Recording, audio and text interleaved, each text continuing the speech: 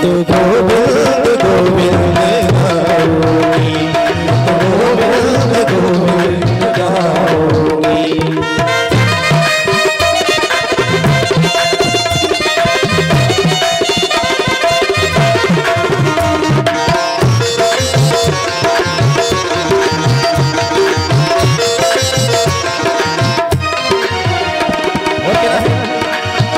वृंदावन में जाके रहूंगी, वृंदावन में जाके रहूंगी, वृंदावन में जाके रहूंगी, वृंदावन में जाके रहूंगी।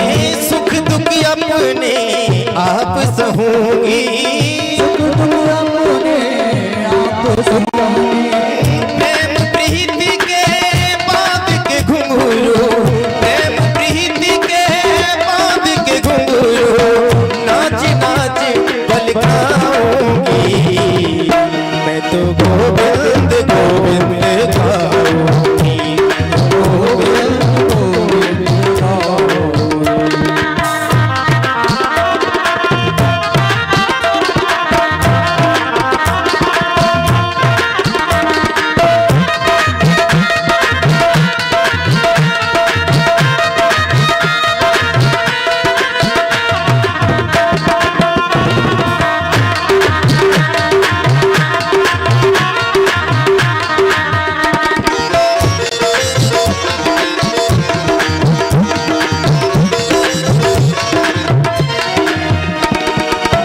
गोरे तन में भस्म रमा के, गोरे तन में भस्म रमा के, मेरे श्याम,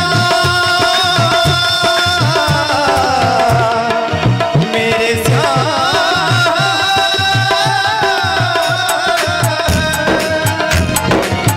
गोरे तन पे भस्म रमा के, गोरे तन में भस्म रमा के, जोगन वाला भेष बना के, जोगन वाला भेष बना के, ब्रज की रजमा तक पर मल कर, ब्रज की रजमा तक पर मल कर, जमुना के बीच नहाऊंगी। मैं तो गोविंद गोविंद गाऊंगी, गोविंद गोविंद गाऊंगी, मैं तो गोविंद गोविंद गाऊंगी। गोविंद गोविंद गाऊंगी।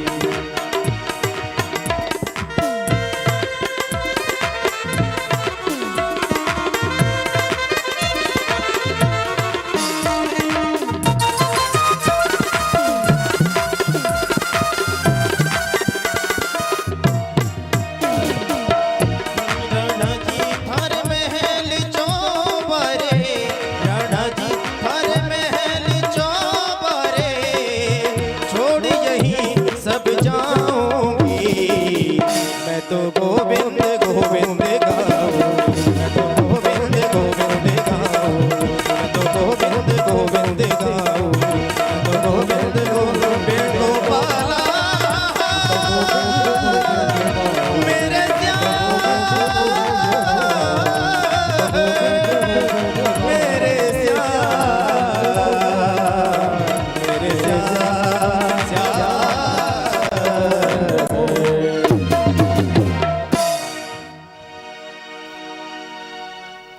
सभी भक्त आरती के लिए खड़े हो जाएंगे अपने अपने स्थानों पर।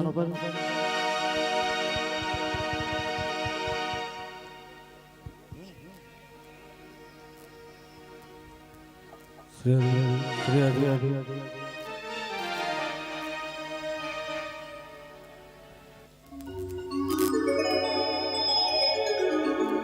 श्री हरि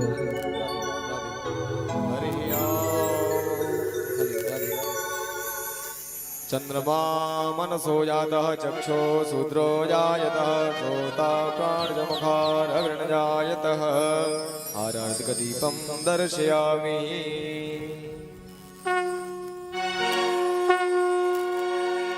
हे श्री भागवत भगवान की है आरती, पापियों को पाप से है तारती। श्री भागवत भगवान की है आरती, पापियों को पाप से तारती। श्री भागवत भगवान की है आरती, पापियों को पाप से है तारती। भागवत भगवान की है आरती, पापियों को पाप से तारती। पापियों को पाप से है तारती, पापियों को पाप से है तारती। पापियों को पाप दे सारती, पापियों को पाप दे सारती। श्री भागवत भगवान की है आरती, पापियों को पाप से है तारती। ओ भागवत भगवान की है आरती, पापियों को पाप से तारती। ये अमर ग्रंथ ये मुक्ति पंथ ये पंचम वेद निराला, नभ ज्योति जगाने वाला। ये अमर ग्रंथ ये मोक्ष पंथ ये पंचम वेद निराला, नभ ज्योत जगाने वाला। ये अमर ग्रंथ ये मुक्ति पंथ ये पंचम वेद निराला, नभ ज्योति जगाने वाला। अमर ग्रंथ ये मोक्ष पंथ ये पंचम वेद निराला, नभ ज्योत जगाने वाला। ओ श्री राम यही घनश्याम यही, श्री राम यही घनश्याम ओ यही, श्री राम यही घनश्याम यही। श्री राम यही घनश्याम यही। जग के मंगल की आरती, पापियों को पाप से है तारती। भागवत भगवान की है आरती, पापियों को पाप दे तारती। शांत गीत पावन पुनीत पापों को मिटाने वाला, हरि दर्शन कराने वाला। ये शांत गीत पावन पुनीत पापों को मिटाने वाला, हज दर्श कराने वाला। ये शांत गीत पावन पुनीत पापों को मिटाने वाला, हरि दर्शन कराने वाला। ये शांत गीत पावन पुनीत पापों को मिटाने वाला, हरि दर्श कराने वाला। ओ ये सुख करनी ये दुख हरणी, ये सुख करनी ये दुख ओ हरणी, ये सुख करनी ये दुख हरणी। ये सुख करनी ये दुख हरणी। श्री मधुसूदन की आरती, पापियों को पाप से है तारती। भागवत भगवान की है आरती, पापियों को पाप से तारती। ये मधुर बोल जगवंत खोल, सदमार्ग बताने वाला, बिगड़ी को बनाने वाला। ये मधुर बोल जगवंत खोल, सदमार्ग बताने वाला, बिगड़ी को बनाने वाला। ये मधुर बोल जगवंत खोल, सदमार्ग बताने वाला, बिगड़ी को बनाने वाला। ये मधुर बोल जगवंत खोल, सदमार्ग बताने वाला, बिगड़ी को बनाने वाला। ओ श्री राम यही हरि ध्यान यही, श्री राम यही घनश्याम यही, श्री राम यही घनश्याम यही। श्री राम यही घनश्याम यही। प्रभु की महिमा की आरती, पापियों को पाप से है तारती। श्री भागवत भगवान की है आरती, पापियों को पाप से तारती। श्री भागवत भगवान की है आरती, पापियों को पाप से है तारती। ओ भागवत भगवान की है आरती, पापियों को पाप से तारती। कर्पूर गौरम करुणावतारम, संसार सारम भुजगेन्द्रहारम। सदा वसंतम हृदयालये, भवं भवानी शतं नमामि। तुम्हें माता पिता तुम्हें बंधु जसका तुम्हें देव विद्या गुणं त्वमेव, त्वमेव सर्वं मम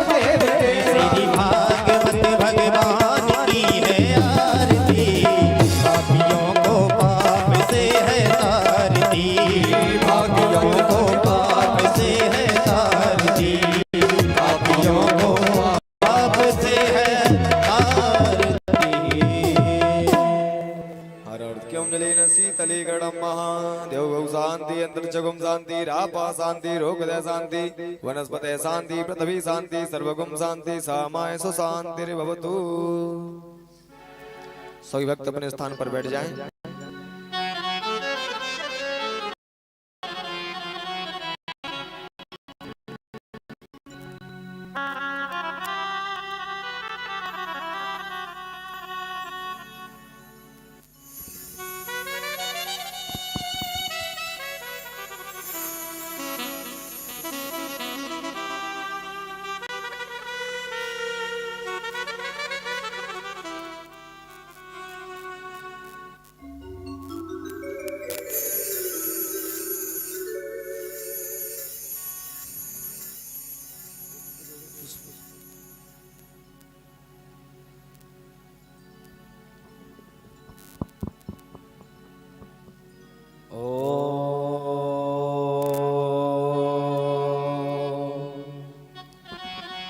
स्वस्ति श्री गणेशाय नमः।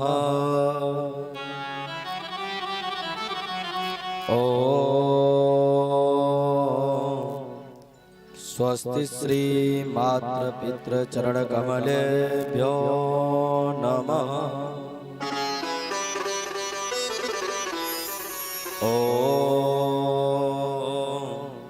श्री सरस्वती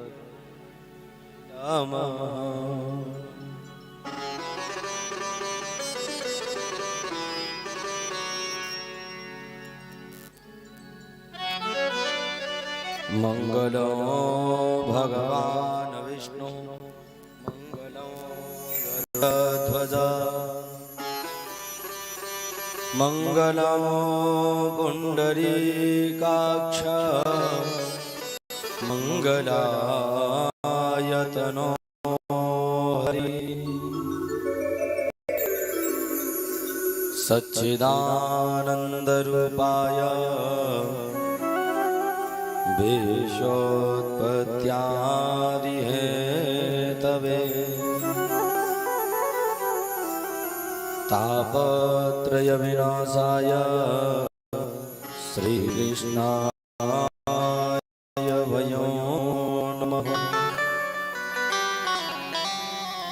मूकं करोति वाचालं पंगुमलंघयते गिरिं यत्कृपातमहं वन्दे परमानन्दमाधवम्।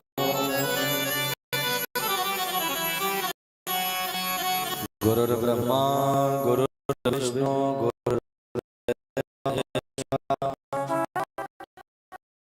गुरुर्साक्षात् परब्रह्म तस्मै श्री नमः।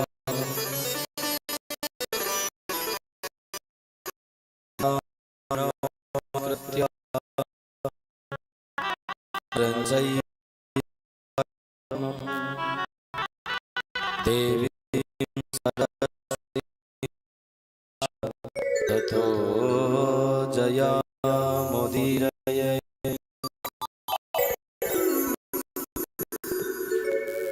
वंशी विलोसितकरा नवनीरदाभा पीताम्बरा तरुणबिम्बफलाधर्वष्टा पूर्णेन्दु सुन्दरमुखादरविन्दनेत्रा कृष्णात् परं किमपि तत्त्वमहं न जाने। जय जय जय राधा रमण जय जय नवल किशोर जय गोपी चित चोर प्रभु जी सो जय जय माखन चोर। बोल माखन चोर भगवान की खिलन बिहारी सरकार की जय हो, राधा रानी की जय हो, वृंदावन धाम की जय हो, यमुना मैया की जय हो, बालकृष्ण लाल की जय हो, रमण रेत की जय हो, गोवर्धन नाथ की जय हो, राधा वल्लभ लाल की जय हो, राधा रमण लाल की जय हो, व्यास भगवान की जय हो, सुखदेव जी महाराज की जय हो, परीक्षित जी महाराज की जय हो, चाहर वीर बाबा की जय हो, श्री खिलन बिहारी सरकार की जय हो, जय जय श्री राम, जय जय श्री राम, जय जय श्री राम।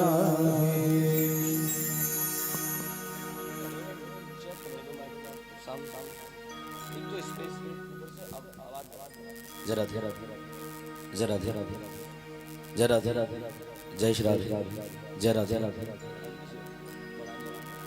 जरा धीरा जरा धीरा जरा धीरा जरा धीरा जय श्री राधे।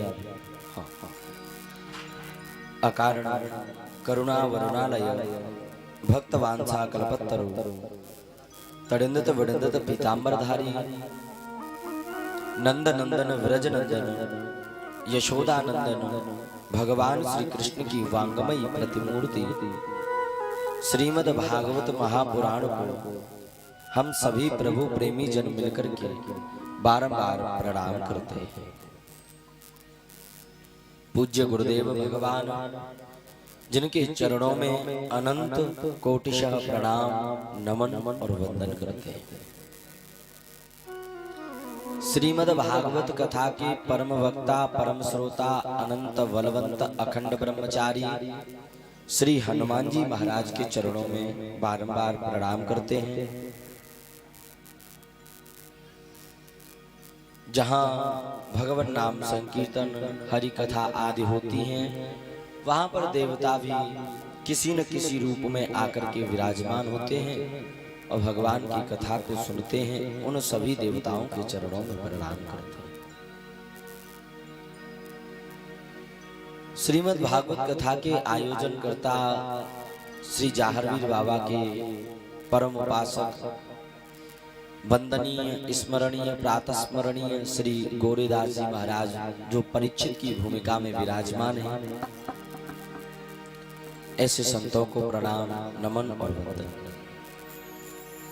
बंधुओं अगर संत मिले तो भगवंत बड़ी जल्दी मिल जाएं और संत न मिले तो भगवंत के मिलने का मार्ग प्रशस्त नहीं होता है। धराधाम पर कुछ ब्राह्मण भी हैं जिनके मुखार मंडल से वेद के मंत्रों की ऋचाएं निकलती हैं। उन समस्त ब्राह्मणों को पवित्र व्यास पीठ से अनंत कोटिशः नमन और वंदन।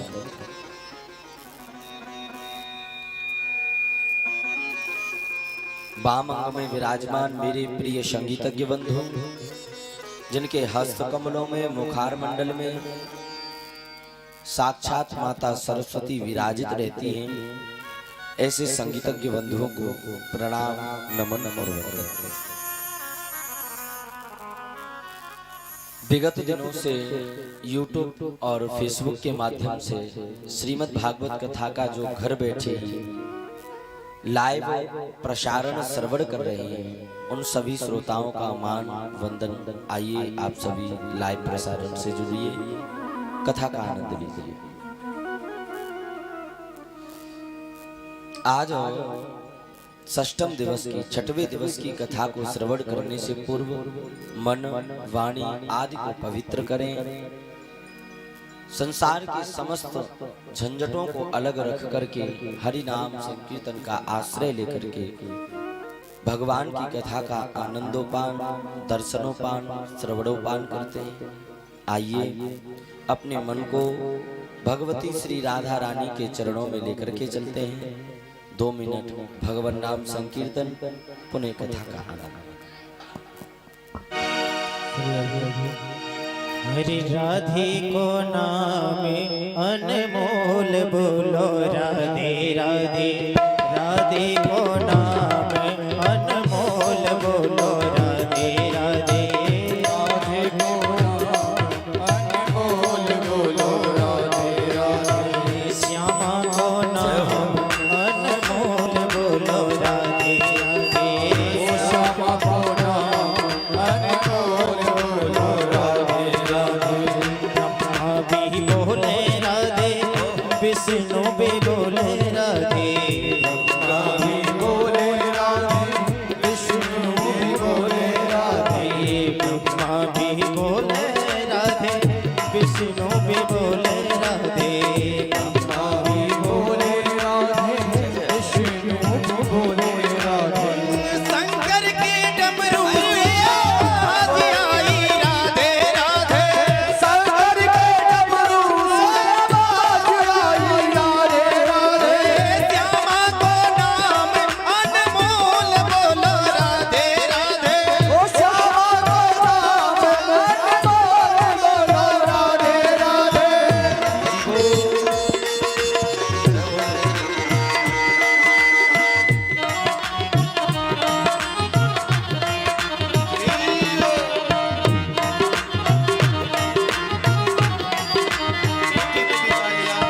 गंगा भी बोले राधे यमुना भी बोले राधे गंगा भी बोले राधे यमुना भी बोले राधे गंगा भी बोले राधे यमुना भी बोले राधे गंगा भी बोले राधे यमुना भी बोले राधे सरयू की धार से आवाज आई राधे राधे सरजू की धार से आवाज आई राधे राधे राधे को नाम अनमोल बोलो राधे राधे राधे को नाम अनमोल बोलो राधे राधे चंदा भी बोले राधे सूरज भी बोले राधे चंदा भी बोले राधे सूरज भी बोले राधे चंदा भी बोले राधे सूरज भी बोले राधे चंदा भी बोले राधे सूरज भी बोले राधे तारों के मंडल से आवाज आई राधे राधे तालों के मंडल से आवाज आई राधे राधे श्यामा को नाम अनमोल बोलो राधे राधे श्यामा को नाम अनमोल बोलो राधे राधे मैया भी बोले राधे मैया भी बोले राधे मैया भी बोले राधे मैया भी बोले राधे मैया भी बोले राधे मैया भी बोलो राधे मैया भी बोले राधे मैया भी बोले राधे भक्तों के मुख से आवाज आई राधे राधे भक्तों के मुख से आवाज आई राधे राधे श्यामा को नाम अनमोल बोलो राधे राधे ओ श्यामा को नाम अनमोल बोलो राधे राधे राधे को नाम अनमोल बोलो राधे राधे राधे को अनमोल बोलो राधे राधे श्यामा को नाम अनमोल बोलो राधे राधे को नाम जय जय जय जय श्री राधे जय जय श्री राधे जय जय श्री राधे श्री राधा रमण लाल की खिलन बिहारी सरकार की जय हो जार वीर बाबा की जय हो जय जय श्री राधे आइए अपने मन को श्रीमद् भागवत कथा की यथा प्रसंग पर लेकर के चले। कल आपने पंचम दिवस की कथा को श्रवण किया। तो कल कथा को कहां पर विराम दिया गया था, पहले तो ये बताओ। कल कथा को कहां विराम दिया गया था? नहीं, 12 भगवान में और 52 भगवान में जमीन आसमान को अंतर है।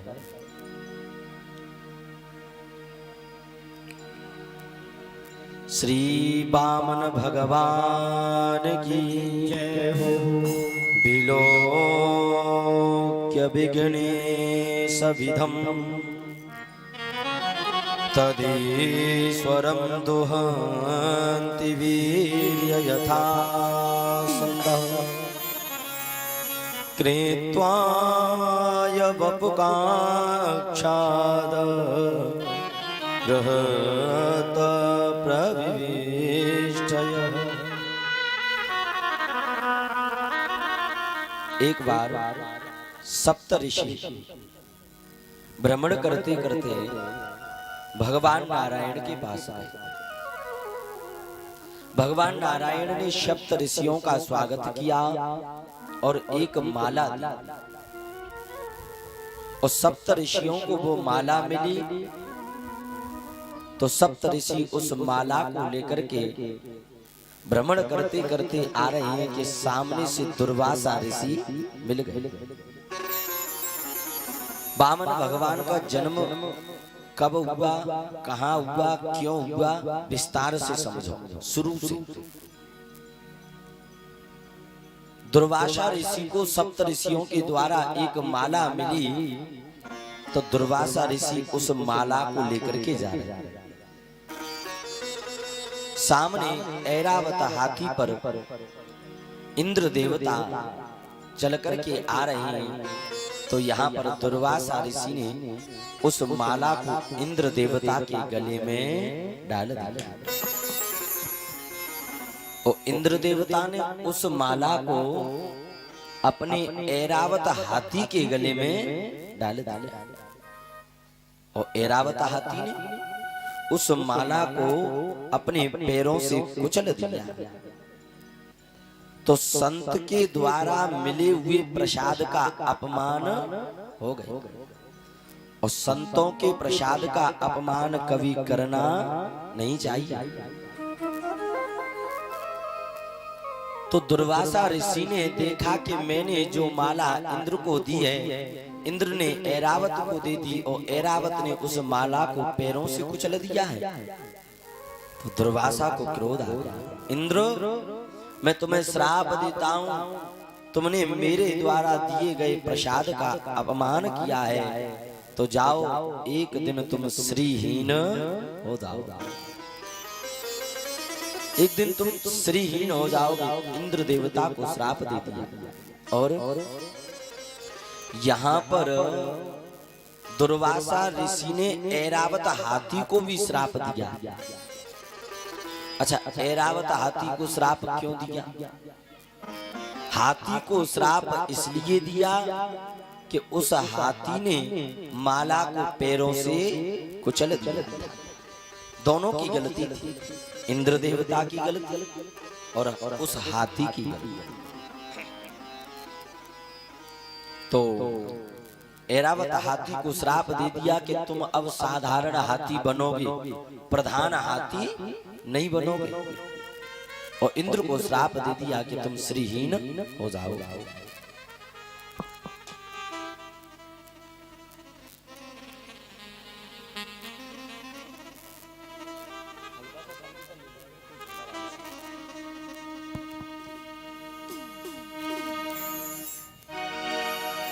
श्री कृष्ण गोविंद हरे मुरारी, हे नाथ नारायण वासुदेवा। कृष्ण गोविंद हरे मुरारी, हे नाथ नारायण वासुदेवा। हे नाथ नारायण वासुदेवा, हे नाथ नारायण वासुदेवा। हे नाथ नारायण वासुदेवा।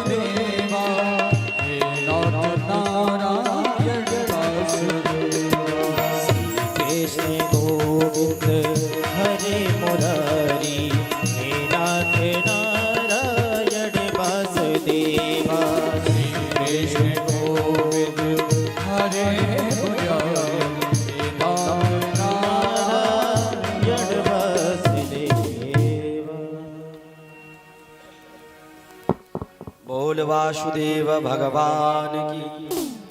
तो यहाँ पर दोनों को श्राप दिया, ऐरावत हाथी को और ऋषि दुर्वासा।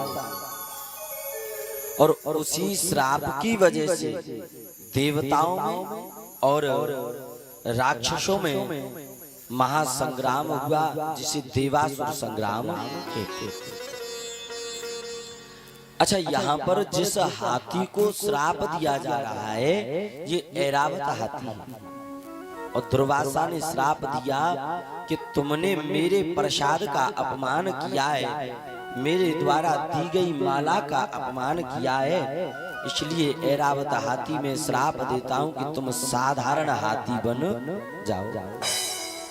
तो यही ऐरावत हाथी नीचे पृथ्वी पर साधारण हाथी बना और इसी हाथी का सिर भगवान गजानंद के काम में आया। भगवान गणेश जी के जो सिर लगाए वो इसी हाथी का सिर लगाया। और वो लीला तो आप सबको पता ही है कि गणेश जी महाराज के हाथी का सिर क्यों लगाया। गणेश जी महाराज का जन्म हुआ तो जन्म से ही इन पर शनि देव की बुरी दृष्टि पड़ गई, जिससे गणेश जी महाराज कुरूप हो गए।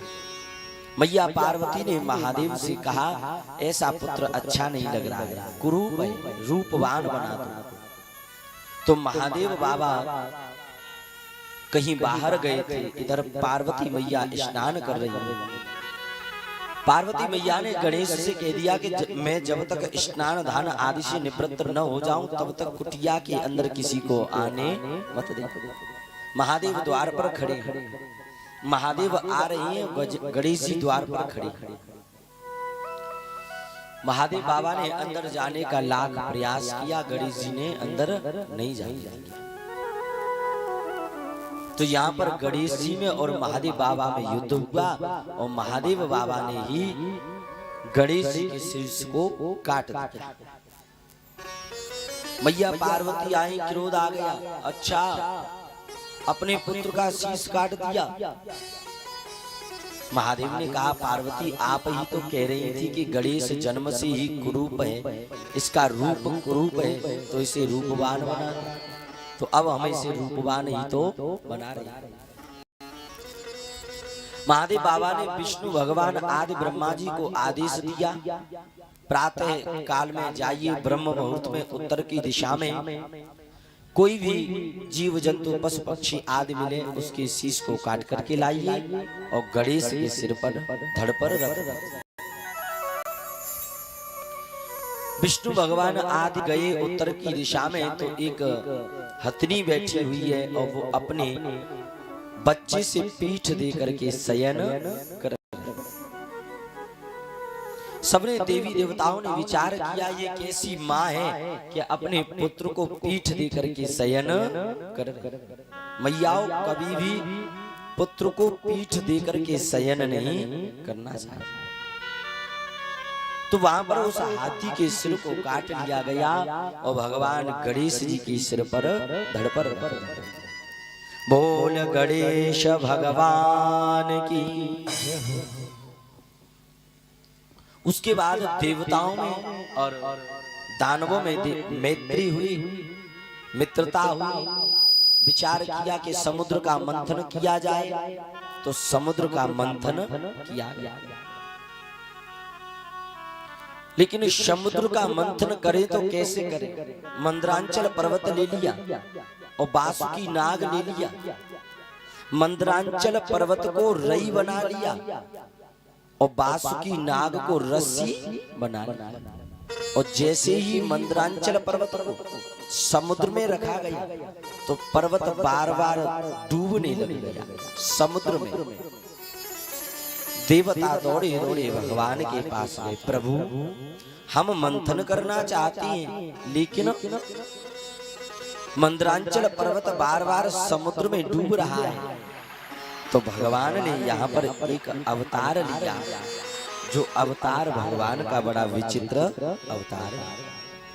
भगवान यहाँ पर कच्छप बन करके आए, कछुआ बन करके आए।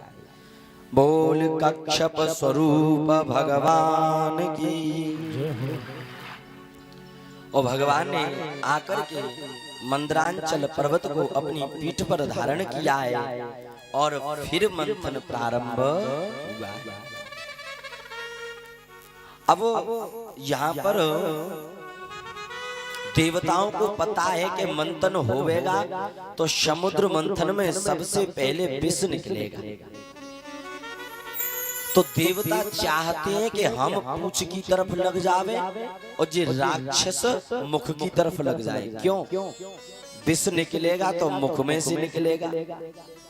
तो देवता चाहते हैं कि हम तो पूंछ की तरफ लग जाएं और ये राक्षस मुख की तरफ लग जाए।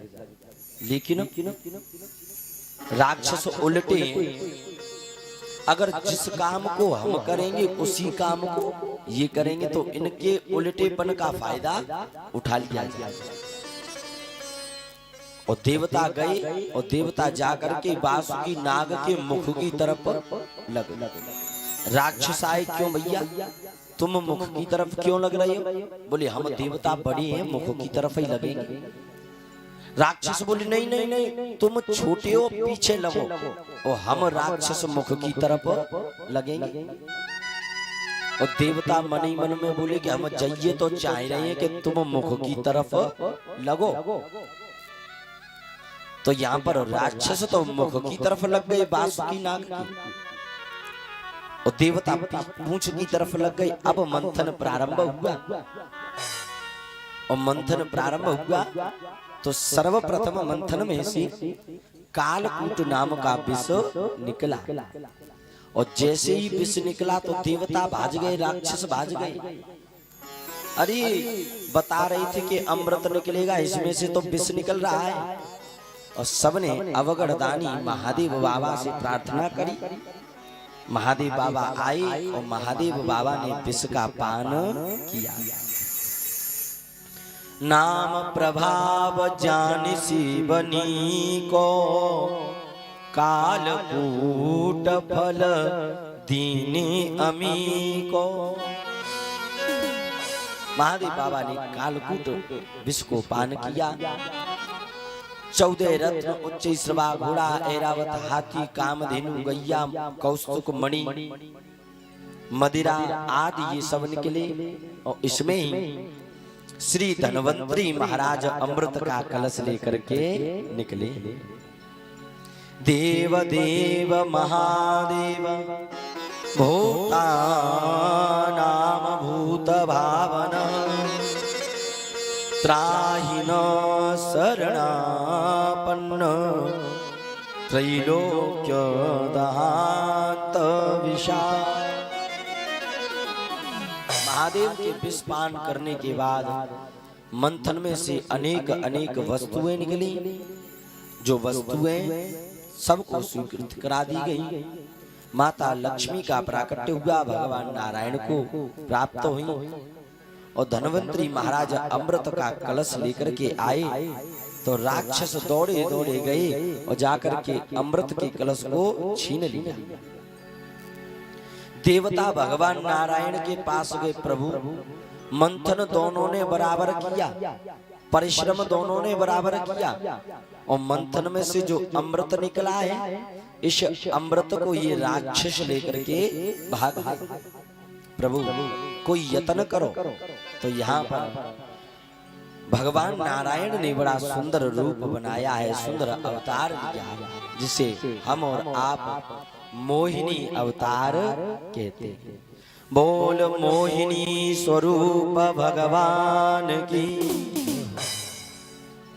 नंद के लाल जो होते लली, गले कट जाते लाखों को तुम्हें पाने। विचार करो, अब हमारे कृष्ण कन्हैया लाल इतने काले कलूटे हैं कि पूरी दुनिया इनके पीछे पागल है। अगर यही कृष्ण लली होते तो इस संसार का क्या हाल हो। तो भगवान मोहिनी अवतार लेकर के आए और राक्षसों के बीच में खड़े हुए। राक्षस मंत्र मुग्ध हो गए। अरे देवी कहां से आई हो, कौन हो तो? और राक्षसों के हाथ में अमृत है। राक्षसों ने कहा, देखो देवी, इन देवताओं पे हमें बिल्कुल विश्वास नहीं। ऐसा करो, ये अमृत का घड़ा है, देवताओं में और दानवों में आधा आधा ये अमृत आप बांट दो। तो मोहिनी स्वरूप भगवान ने कहा कि आप लोगों ने हम पे इतनी जल्दी विश्वास कैसे कर लिया? तो दानव बोले, अरे देवी, आप तो स्वरूप से भी अच्छी लग रही हो, आप वाणी से भी अच्छा बोल रही हो, तो आप हमारे साथ में बिल्कुल भी छल नहीं करो। अब भगवान यहाँ पर अमृत को बांटने लग गए। भगवान मोहिनी स्वरूप बोले, देवताओं तुम एक लाइन लगा लो और राक्षस एक लाइन लगा लो। मोहिनी स्वरूप भगवान बोले, देवताओं पहले मैं अमृत आपको पिलाती हूँ, राक्षसों को बाद में पिलाऊं। तो राक्षस बोले, क्यों देवी, हमको पहले क्यों नहीं पिला रही है? तो मोहिनी स्वरूप भगवान बोले, देखो राक्षसों, ये अमृत का घड़ा है और इसके ऊपर ऊपर जो अमृत है ये तो पतला पतला अमृत है, और इसके नीचे जो अमृत है वो गाढ़ा गाढ़ा अमृत है। इसलिए ये पतला पतला देवताओं को पिला देती हूँ और गाढ़ा गाढ़ा तुम राक्षसों को पिलाओ। राक्षस बड़े प्रसन्न हो गए, अरे देवी, आप तो हमारा बड़ा ख्याल रख रही हो। देवताओं पहले तुम पी लो अमृत, हम तो बाद में पीवेंगे। और भगवान ने अमृत का पान कराना प्रारंभ किया। राक्षसों में एक राहु नाम का राक्षस था, उसे संशय हो गया। सूर्य और चंद्रमा के बीच में जाकर के राहु नाम का राक्षस बैठ गया और भगवान अमृत पिलाते गए। सूर्य को अमृत पिलाया और राहु को भी भगवान ने अमृत पान कराया। और जैसे ही राहु ने अमृत पान कर लिया तो सूर्य और चंद्रमा पहचान गए कि ये तो कोई राक्षस है। तो सूर्य चंद्रमा चिल्लाए, अरे मोहिनी स्वरूप भगवान, ये क्या कर दिया? ये तो राक्षस को अमृत पिला दिया। और भगवान ने जैसे ही देखा कि राक्षस ने अमृत पी लिया, मोहिनी स्वरूप त्याग दिया। भगवान ने शंख चक्र गदा पद्म लेकर के हरि प्रकट हो गए और अपने सुदर्शन चक्र को आदेश दिया और सुदर्शन चक्र ने जाकर के राहु के सिर को धड़ से अलग। अब 1 से 2 हो गए, राहु और केतु। सूर्य और चंद्रमा पर जो ग्रहण पड़ता है ना, ग्रहण, वो ग्रहण भी इसी स्थिति से प्रारंभ हो गया। जब सूर्य चंद्रमा पर ग्रहण पड़ता है तो कोई पूजा आदि नहीं की जाती, तो वो ग्रहण भी इसी कारण से लगने लग गया है। राहु और केतु सूर्य चंद्रमा को परेशान करते हैं कि तुमने मोहिनी स्वरूप भगवान को क्यों बताया कि हम राक्षसों के बीच, देवताओं के बीच में बैठे। उसके बाद देवताओं ने अमृत पी लिया और राक्षसों ने अमृत नहीं पिया, तो देवताओं ने भगा दिया राक्षसों को और राक्षस भाग करके अपने राजा बलि के पास गए। अब राजा बलि देवताओं का और शत्रु है और राक्षसों का राजा है, और राजा बलि चल दिया स्वर्ग पर चढ़ाई करने के लिए। और स्वर्ग पर चढ़ाई करी तो राजा बलि ने स्वर्ग को छीन लिया, देवताओं को वहां से स्वर्ग से भगा। देवताओं की मैया का नाम अदिति है और राक्षसों की मैया का नाम दिति है। देवता दौड़े दौड़े अपनी मैया के पास गए, मैया से प्रार्थना करी। तप्तसा विरोधिनः राक्षसिनः प्रभा रंजन निहन्ति दिशः कांत्या विद्युत सर्वानितः। देवताओं ने प्रार्थना करी अदिति मैया से, तो अदिति मैया बैठी है और अदिति के स्वामी कश्यप ऋषि आए। तो कश्यप ऋषि ने अपनी पत्नी अदिति को एक व्रत बताया, जिस व्रत का नाम है पयो व्रत। अगर इस व्रत को विधि विधान से किया जाए तो स्वयं भगवान नारायण पुत्र बनकर के आते। और अदिति मैया ने इस व्रत को किया। यज्ञेस्य यज्ञ पुरुषाय तीर्थपादाश्रण मंगलम् आपन्नानने वृत्त शरणं कृधिये भगवान्य। अदिति मैया ने इस व्रत को किया तो अदिति मैया के यहाँ स्वयं भगवान वामन चल करके आए। बोल वामन भगवान की। और वामन भगवान बड़ी विचित्र हैं। ये वामन अंगुल के हैं, इसलिए इनका नाम वामन पड़ गया। वामन भगवान का जैसे प्राकट्य हुआ तम वटुक वामनम दृष्ट्वा। वामन भगवान का हमने आपको कल भी बताया था, भादों में जन्म हुआ। और ये भादों का महीना पवित्र पावन है। इसमें कृष्ण, राम, बलराम आदि भादों के महीने में आए हैं। वामन भगवान का प्राकट्य हुआ तो सर्वप्रथम बृहस्पति महाराज आ गए। तो बृहस्पति महाराज ने वामन भगवान को यज्ञोपवीत धारण करा दिया। उसके बाद ब्रह्मा जी महाराज आए तो वामन भगवान को कमंडलू धारण करा दिया। अदिति मैया आई, अपने पुत्र वामन को लंगोटी पहना दी। कश्यप ऋषि आए, अपने पुत्र वामन को मेखला दे दिया। और माता सरस्वती आई तो वामन भगवान को रुद्राक्ष की माला दे दी। आकाश आया तो आकाश ने वामन भगवान को छत्र दे दिया।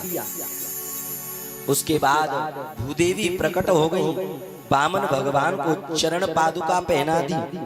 और कुबेर भगवान प्रकट हो गए तो वामन भगवान को एक पात्र दे दिया। और उसके बाद माता अन्नपूर्णा प्रकट हुई, जिन्होंने वामन भगवान के जिस पात्र को भर दिया। इस प्रकार वामन भगवान का सुंदर श्रृंगार आदि हुआ। और चल दिए राजा बलि के पास, राजा बलि को चलने के लिए। देखो, संसार को देने वाला, आज वामन भगवान संसार को जो देने वाला है वो स्वयं बलि के द्वार पर मांगने के लिए जा रहा है। तो ये बलि कोई साधारण नहीं है भाई। संसार को देने वाला है भगवान, सबको भगवान दे रहा है, लेकिन भगवान खुद राजा बलि के द्वार पर मांगने के लिए जा रहा है। इसका क्या कारण है? तो वामन पुराण है, उस वामन पुराण में लिखा हुआ है कि ये राजा बलि कोई साधारण नहीं है। वामन पुराण में राजा बलि के पूर्व जन्म की कथा लिखी हुई।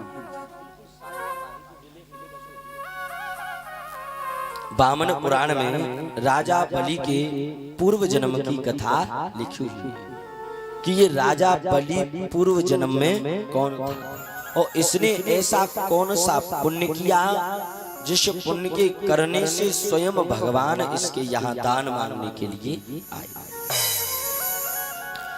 तो राजा बलि पूर्व जन्म में बहुत बड़ा शराबी और जुआरी था। ध्यान दीजिएगा, वामन पुराण की कथा। बहुत बड़ा शराबी था ये राजा बलि पूर्व जन्म में। वैश्यावृत्ति करता था, वैश्याओं के साथ नृत्य गान आदि करता था। और एक दिन ये शराबी वैश्यावृत्ति करने के लिए जा रहा था तो एक फूलों की माला लेकर के जा रहा था वैश्या के गले में डालने के लिए। लेकिन जैसे ही ये शराबी जाने लगा फूलों की माला वैश्या के गले में डालने के लिए, तो मार्ग में एक कील आ गई और कील से इसका पैर टकराया तो ये शराबी उस कील पर गिर गया। वो कील इसके पेट में घुस गई। अब ये मरने वाला है तो इसने विचार किया कि अब इस फूलों की माला का क्या करें, जिस माला को हम वैश्या के गले में डालने के लिए जा रहे हैं। तो इसने विचार किया चलो कोई बात नहीं, वैश्या के गले में नहीं डाल पाए इस माला को, तो महादेव बाबा की बगल में पिंडी बनी हुई है, इस माला को महादेव बाबा को चढ़ा देते हैं।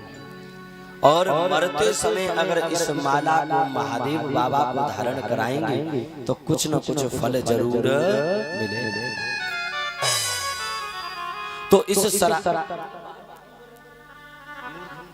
तो इस शराबी ने उस माला को लिया और वो माला महादेव बाबा के गले में मरते समय चढ़ा। और मरने के बाद जब ये संयमनीपुरी में पहुंचा तो चित्रगुप्त आदि ने लेखा जोखा खोला तो जीवन में पाप ही पाप भरे।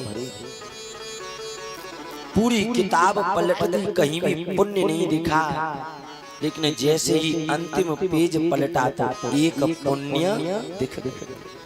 पुण्य ये है कि इसने मरते समय महादेव बाबा के गले में एक माला डाली। यमराज ने आदेश दे दिया, इसने एक माला डाली है महादेव के गले में, वो भी मरते समय, तो ऐसा करो इसको 1 घंटे के लिए इंद्र का सिंहासन दे दो। अब ये शराबी 1 घंटे के लिए इंद्र बन गया और इंद्र के सिंहासन पर बैठ गया। और इंद्र के सिंहासन पर बैठा तो इंद्र के खजाने में जितना खजाना था वो सब इस शराबी ने दान कर दिया। ब्राह्मणों को दान दिया, गौ माताओं को, सींगों को मड़वा करके संतों को दान में दिया। जितना धन था इंद्र के खजाने में वो सब इस शराबी ने दान में दे दिया। और 1 घंटे के बाद भूतपूर्व इंद्र चल के आए, वो अपनी गद्दी पर बैठ गए और ये शराबी नीचे उतर गए। फिर यमराज के सामने गए तो यमराज ने इसका लेखा जोखा खोला तो अब इसके 1 घंटे में ही अनेक पुण्य भरे। इसने 1 घंटे में इतना दान दिया है, इतना दान दिया है कि जिसकी गणना नहीं की जा सकती। तो यमराज इस शराबी से प्रसन्न हो गए, आशीर्वाद दिया, अरे शराबी तूने इतना दान दिया है, इतना दान दिया है कि जब तक सूर्य और चंद्रमा का प्रकाश रहेगा तब तक तेरे घर में संपत्ति समाप्त नहीं होगी, ऐसा आशीर्वाद। और तू ही विरोचन का पुत्र राजा बलि बन करके आवेगा और तेरे यहाँ जो धन संपत्ति होगी उसका दान लेने के लिए स्वयं वामन भगवान आवेंगे। तो ये राजा बलि के पूर्व जन्म की कथा है। बंधु, अगर थोड़ा सा भी पुण्य कर दिया जाए तो वो पुण्य निरर्थक नहीं जाता, किंतु आदमी पुण्य करता करता। वामन भगवान गए राजा बलि के द्वार पर तो राजा बलि ने स्वागत किया। स्वागतम भो महाभाग प्रियं किंकरवाणि वः ब्रह्म वीणा तप साक्षात् मन्येथा साधुनो निवः। राजा बलि ने चरण पकड़ लिए, वामन भगवान आज मैं धन्य हो गया। पहली बात तो मैं अपने यहाँ पर इतना सुंदर यज्ञ कर रहा हूँ, और दूसरी बात इस यज्ञ में आपके जैसे तपस्वी संत आ गए तो मेरी यज्ञ धन्य धन्य हो गई। राजा बलि कहने लगा, वामन भगवान अब जब आप आ ही गए हो तो अब आप कुछ मांग लीजिए। वामन भगवान कहते हैं, राजा बलि हम तेरे यहाँ कुछ मांगने के लिए नहीं आए। बोले तो हमने सुना है कि तू कोई यज्ञ कर रहा है, तो हम तो तेरे यहाँ यज्ञ के दर्शन करने के लिए आए। राजा बलि बोला, प्रभु नहीं।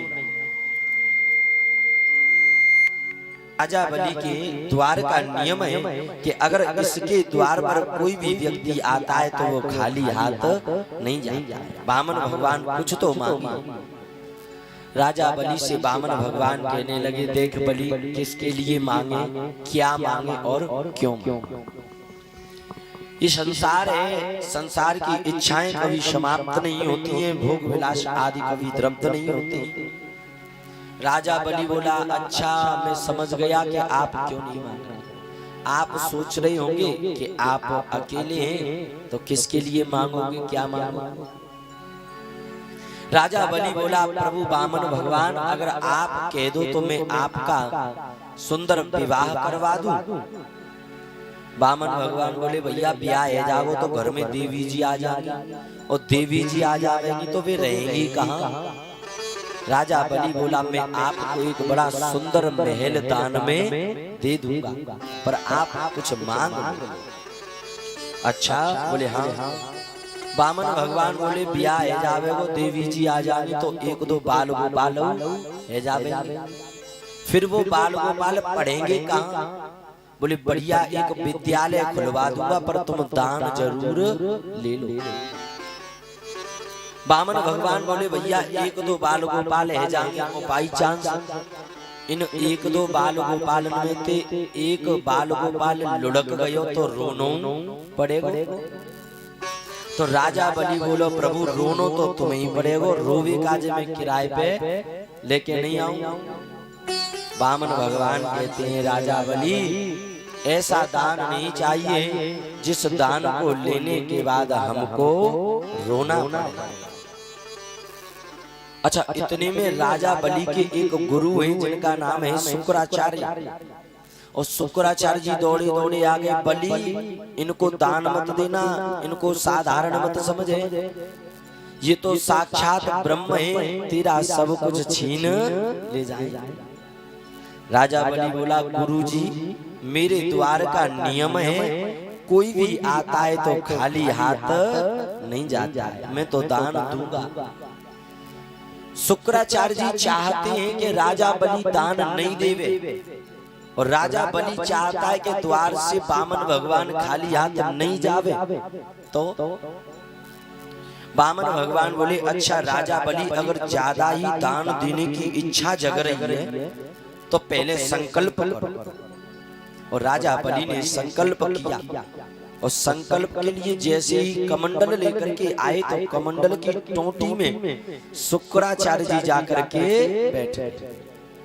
बोले, जब कमंडल की टोटी में थे ना तो जल निकलेगो, और जल नहीं निकलेगो तो संकल्प नहीं होगा, और संकल्प नहीं होगा तो राजा बलि दान भी नहीं देगा। शुक्राचार्य जी छोटा सा रूप लेकर के कमंडल की टोटी में बैठ गए, तो वामन भगवान हरि व्यापक सर्वत्र समाना, भगवान तो हर जगह है। भगवान को पता पड़ गया कि शुक्राचार्य जी टोटी में बैठ गए हैं, तो भगवान ने क्या किया, एक कुसा उठाई, और वो कुसा उठा करके कमंडलू की टोटी में जैसे डाली तो शुक्राचार्य गुरुजी की एक आंख फूट गई। अब शुक्राचार्य गुरुजी ने विचार किया कि अगर ज्यादा देर तक यहाँ रुके तो दूसरी फूटने में देर नहीं लगेगी। शुक्राचार्य जी वहां से भाग गए, और इधर राजा बलि ने संकल्प किया, और संकल्प करने के बाद वामन भगवान ने बड़ा विचित्र मांग किया, पदानि त्रीणि दैत्यानि संभितानि पदानि त्रीणि दैत्यानि। वामन भगवान कहते हैं, राजा बलि अब आप हमको मात्र 3 पग भूमि दान में दे दीजिए। राजा बलि मुस्कुरा गया, जय हो प्रभु जी। अरे तुम्हें लेवे में शर्म नाने आ रही तो मुझे देवे में शर्म तो आ रही। एक बात बताओ, जब 3 पग भूमि का जब तुमने संकल्प करवाओ, अरे चाहे तो हम बिना संकल्प की दे देते, और मांगा तो क्या मांगा, मात्र 3 पग भूमि। अरे तुमको दान लेने में शर्म नहीं आ रही है, तो हमको दान देने में तो शर्म आ रही है कि हम 3 पग भूमि आज पहली बार किसी को दान में दे रही है। वामन भगवान बोले, राजा बलि पहले 3 पग भूमि दान में दे दो, और बाद में जो कुछ बचेगा सो वो भी हम ले लें। अच्छा, राजा बलि बोला 1 2 और जे 3। प्रभु अपनी 3 पग भूमि ले लो। अब वामन भगवान ने कहा राजा बलि ये तो तेरे 3 पग हैं, अब जरा इस ब्रह्म के 3 पग देख। भगवान ने बड़ा रूप ले लिया और 1 पग में संपूर्ण पृथ्वी को नाप दिया, दूसरे पग में संपूर्ण आकाश को नाप दिया। बोल राजा बलि ये तीसरा पग कहाँ रखूं? अब राजा बलि ने हाथ जोड़ और हाथ जोड़ करके राजा बलि ने वही बात कही है वामन भगवान से जो बात केवट ने राम जी से कही। नाथ जो विलंब विन चाहो अविलंब विन, नाथ मेरे माथ पे हाथ धरे दीजिए। केवट कह रहा है प्रभु अगर आप जल्दी जाना चाहते हो तो अपना हाथ मेरे माथे पर रख दीजिए। और यही राजा बलि कह रहा है प्रभु संकल्प पूरा करने के लिए आप ये तीसरा पग मेरे सिर पर रख दीजिए। और वामन भगवान ने तीसरा पग राजा बलि के सिर पर रख दिया। इस प्रकार संकल्प पूरा हुआ। बोल वामन भगवान की।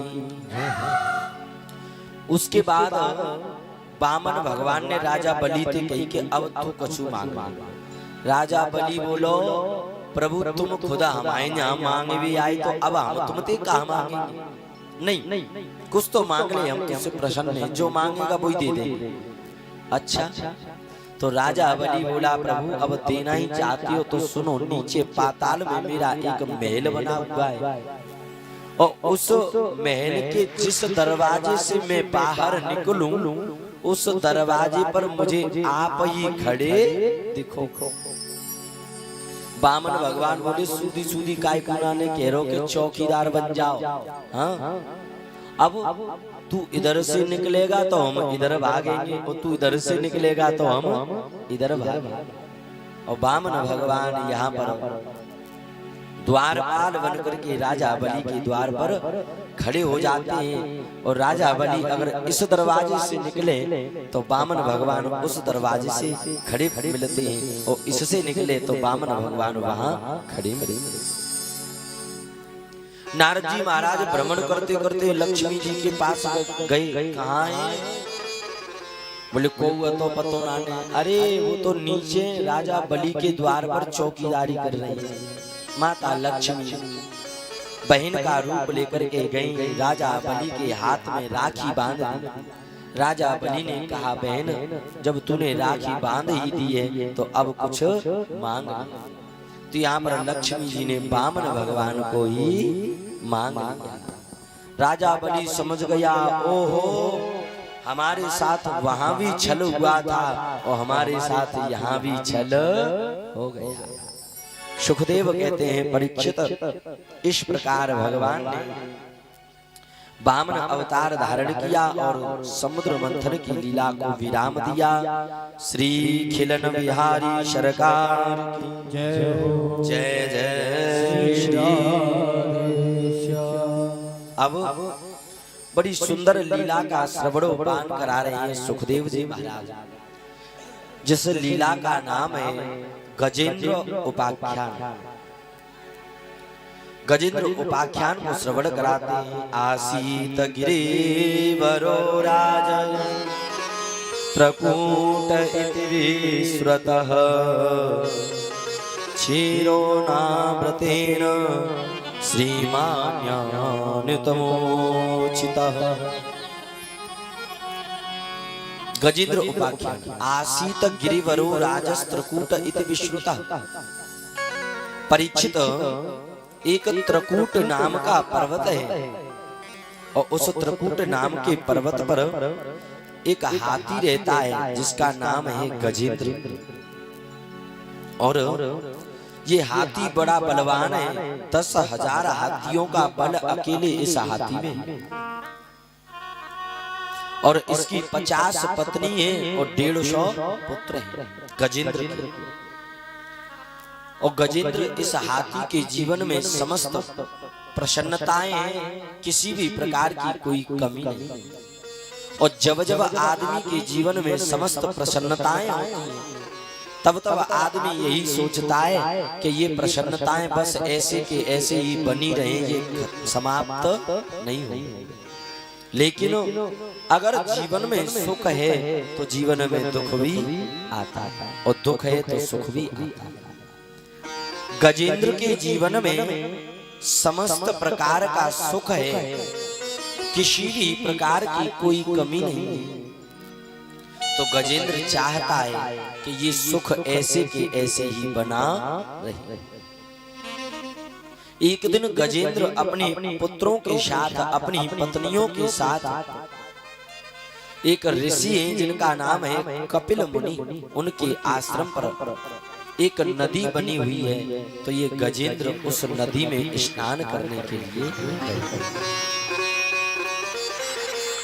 और जैसे ही उस नदी में स्नान करने लगा, जीवन में बड़ी प्रसन्नताएं, एक दूसरे के ऊपर अपनी सूंड में जल भर करके छिड़क रहे, अपनी पत्नियों के साथ, अपने पुत्रों के साथ नदी में किलोर खा रहा है।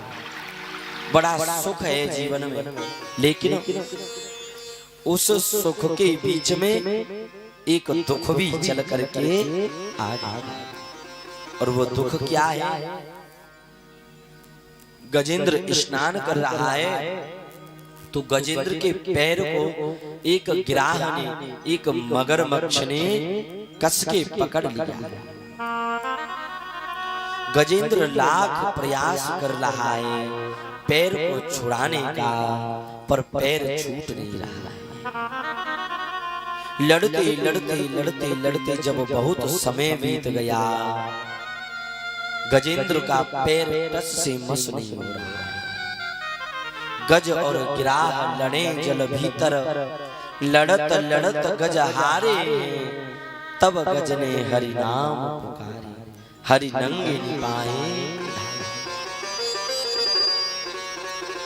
गज और गिराह लड़ रहे, गजेंद्र में खूब बल है, लेकिन लड़ते लड़ते लड़ते लड़ते इस हाथी का सब बल समाप्त हो गया। तो अब इसने विचार किया कि घबराऊं क्यों, मैंने तो अपनी पत्नी पुत्र आदि को सबको साथ में लेकर के आया हूं, तो मैं अपनी रक्षा की पुकार इनसे करता हूं। और जैसे ही गजेंद्र ने कहा, अरे देवियों, अरे पुत्रों, मेरा पैर एक मगरमच्छ ने पकड़ लिया है, आप मेरे प्राणों की रक्षा करें। बंधुओं, जब जब जीवन में सुख होता है तब सब अपने अपने अपने होते हैं, और जैसे ही जीवन में दुख चल करके आ जाता है तो सबसे पहले अपने ही हाथ छुड़ा करके भाग जाता है। अब तक गजेंद्र के जीवन में दुख नहीं था तो सब साथ में थे, और दुख है तो पत्नियां छोड़ करके जाने लगती, पुत्र छोड़ करके जाने लगते। हो धीरज धर्म मित्र और नारी,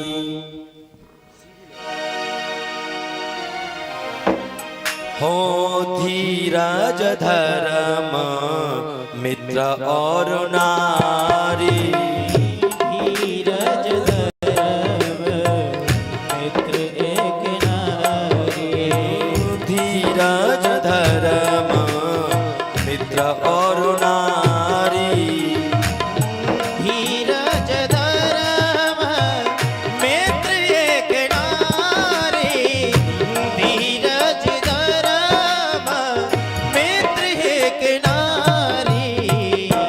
आफत काल परखिए उचारी, आफत काल विद्याधारी, धीरज धर्म मित्र और नारी, आफत काल परखिए उचारी। धीरज धर्म मित्र और नारी आपत्ति काल परखी उचारी। ये चार ऐसे हैं, अगर विपत्ति आवे तो इनको अजमा लो, ये अपने हैं कि नहीं। पहला धीरज धर्म मित्र और नारी, विपत्ति के समय इनको परख लेना चाहिए। गजेंद्र ने पुकार करी, अरे पत्नियों मेरी रक्षा करो, अरे पुत्रों मेरी रक्षा करो, मैं इस जल में डूब जाऊंगा, मेरी मृत्यु हो जाएगी। लेकिन बंधुओं कोई भी गजेंद्र की रक्षा करने के लिए नहीं आया। उसके अपने ही उसे ताने मार मार करके चले गए। गजेंद्र के नेत्रों से आंसू आ गए और गजेंद्र नेत्रों से आंसू निकाल करके भगवान को याद करने लग गए। अरे मैं भी कितना मूर्ख हूँ, मैं इन संसार के लोगों को बुला रहा हूँ, जो संसार के लोग हमेशा बनाने पर नहीं बिगाड़ने पर लगे रहते। ये संसार के लोग बचाते नहीं है, संसार के लोग तो डुबा देते हैं। गजेंद्र की आंखों से आंसू आए और गजेंद्र ने नेत्र बंद करके भगवान से प्रार्थना करी, प्रभु अब अगर आपने आने में थोड़ी सी भी देर कर दी तो इस गजेंद्र के प्राण निकल जाएंगे। प्रभु जल्दी आओ, जल्दी आओ। प्रार्थना करने लग गया, माधव पकड़ लो हाथ बनवारी, नहीं तो डूब जाएंगे। पकड़ लो हाथ बनवारी, नहीं तो डूब जाएगी। पकड़ लो हाथ बनवारी, नहीं तो डूब जाएगी। हमारा कुछ न बिगड़ेगा, तुम्हारी लाज जाएगी। हमारा कुछ न बिगड़ेगा, तुम्हारी लाज जाएगी। क्योंकि ये संसार के लोग कहेंगे कि भगवान का भजन करते थे तब भी ये लोग डूब गए, इसलिए माधव हमारा कुछ नहीं बिगड़ेगा, दाग धब्बा तो तुम पर लग जाएगा। हरि बोल।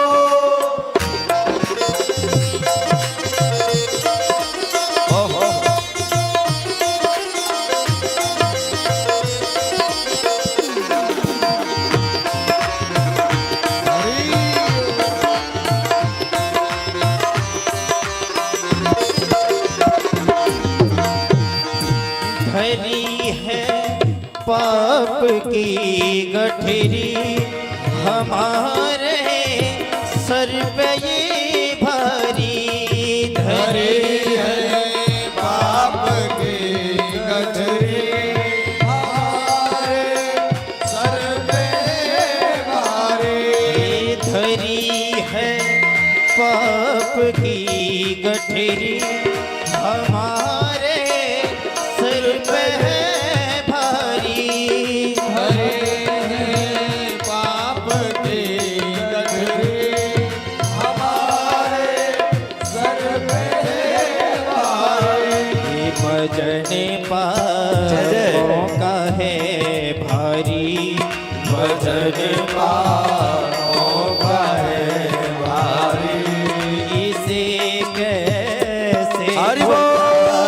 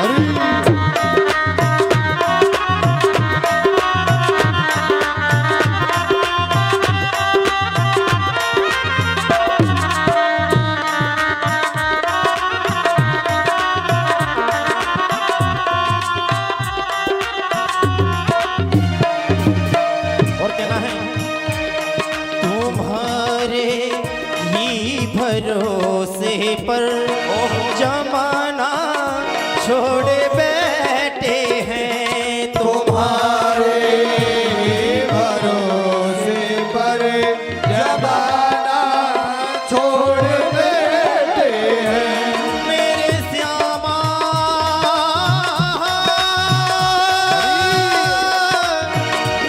मेरे काया मेरी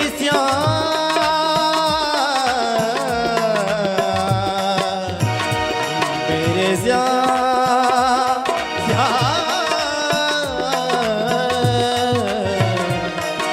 तुम्हारे ही भरोसे पर जमाना छोड़े बैठे हैं तुम्हारे भरोसे पर जमाना छोड़ बैठे हैं जमाने की तरफ देखो जमाने की तरफ देखो इसे कैसे निभाएंगे पकड़ लो हाथ बनवारी नहीं तो तुम जाएंगे पकड़ लो हाथ बनवारी नहीं तो छूट जाएगा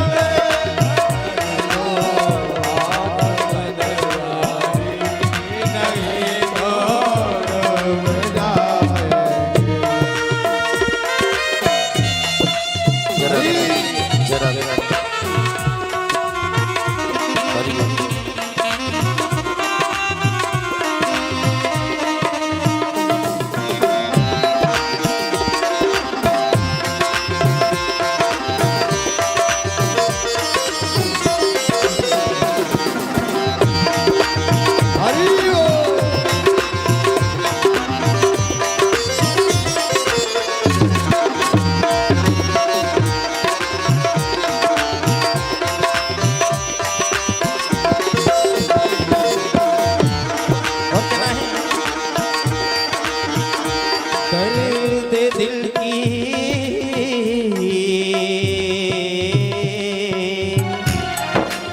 मेरे श्यामा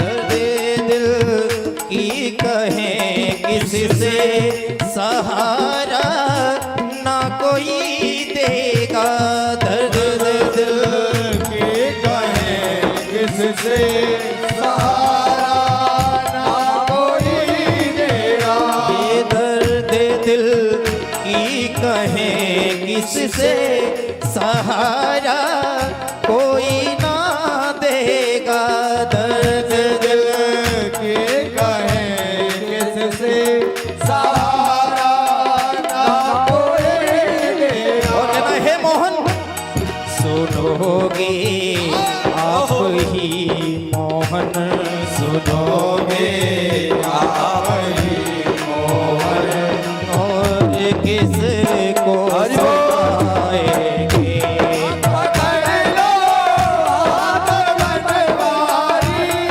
नहीं तो तुम जाएंगे पकड़ लो हाथ बनवारी नहीं तो छूट जाएगी पकड़ लो हाथ बनवारी नहीं तो तुम जाएंगे हमारा कुछ न बिगड़ेगा तुम्हारी लाज जाएगी हमारा कुछ न बिगड़ेगा मेरे श्यामा मेरे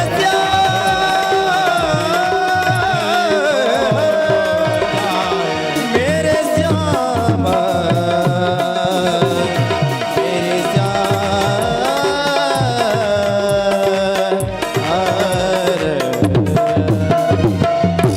श्री खिलन बिहारी सरकार की जाहर वीर बाबा की जय हो जय जय राधे एवं यवशितो बुद्ध्या समाधाय मनो हृदय जजाप परमं जाप्य प्राजन्ययदुवेक्षितः।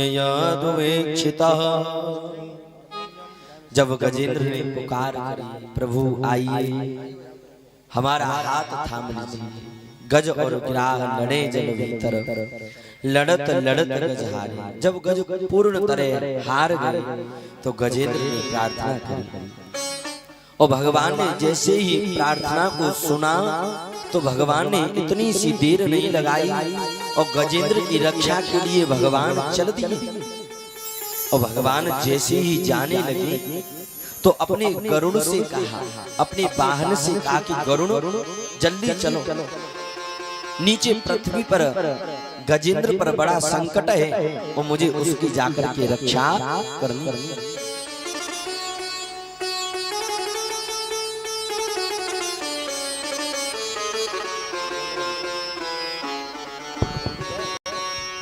श्री राधे राधे गोविंदा गोविंद राधे, श्री राधे राधे गोविंदा गोविंद राधे, श्री राधे राधे गोविंदा गोविंद राधे।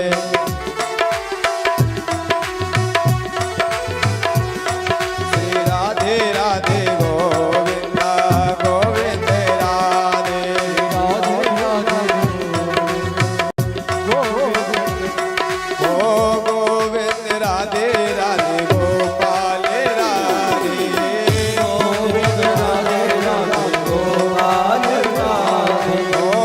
गोविंद राधे राधे गोपाल राधे, गोविंद राधे राधे गोपाल राधे, श्री राधे राधे गोविंद गोविंद राधे, राधे राधे गोविंद गोविंद राधे, राधे राधे गोविंदा गोविंद राधे, राधे राधे गोविंदा गोविंद राधे। श्री खिलन बिहारी सरकार की जय हो, जय जय। श्री राधे श्याम।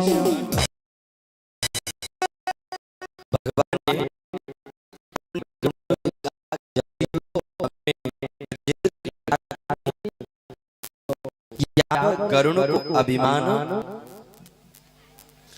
गरुड़ को अभिमान हो गया कि प्रभु कहीं भी जाते हैं तो मेरे बिना नहीं जा पाते। और भगवान का एक नाम है मधुसूदन। मद शब्द का अर्थ होता है अभिमान, सूदन शब्द का अर्थ होता है तोड़ देना।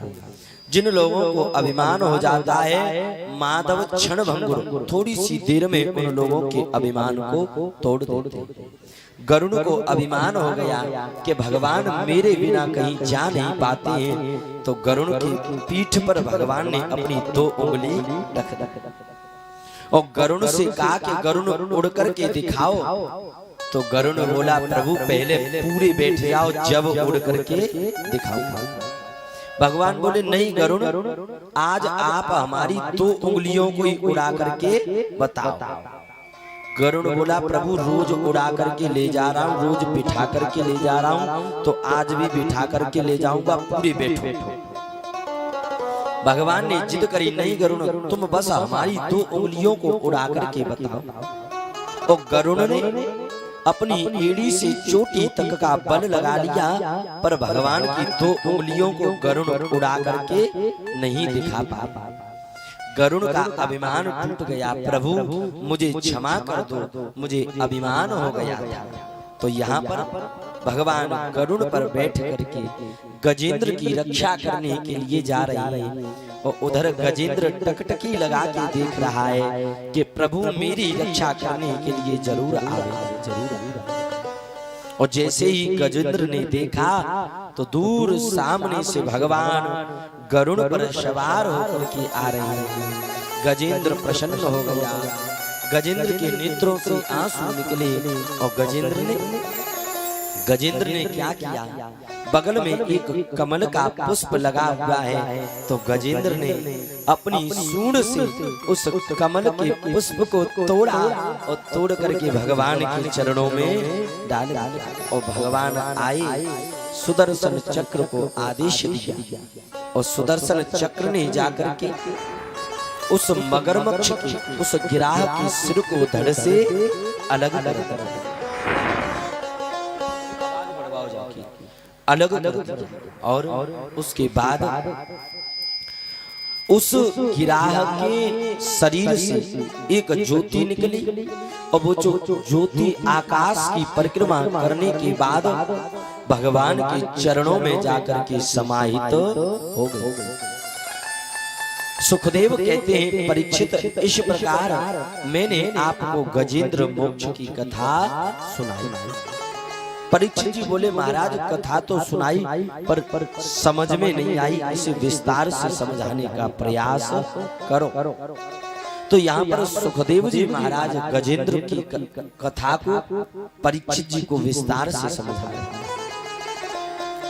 और सुखदेव जी महाराज परीक्षित को गजेंद्र के और गिराह के पूर्व जन्म की कथा सुना रहे हैं कि ये हाथी और ये मगरमच्छ दोनों पूर्व जन्म में कौन कौन थे, इनके पूर्व जन्म की कथा। जय जय राधा, जय जय राधा रमण हरि बोल, जय जय राधा रमण हरि बोल।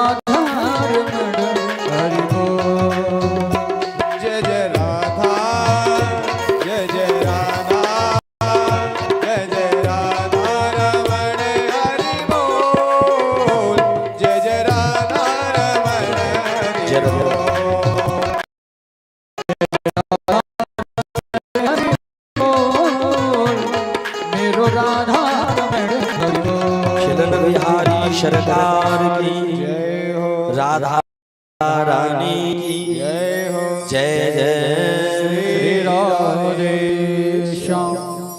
तो ये गजेंद्र और ये मगरमच्छ पूर्व जन्म को सुखदेव कहते हैं, परीक्षित ये जो गजेंद्र नाम का हाथी है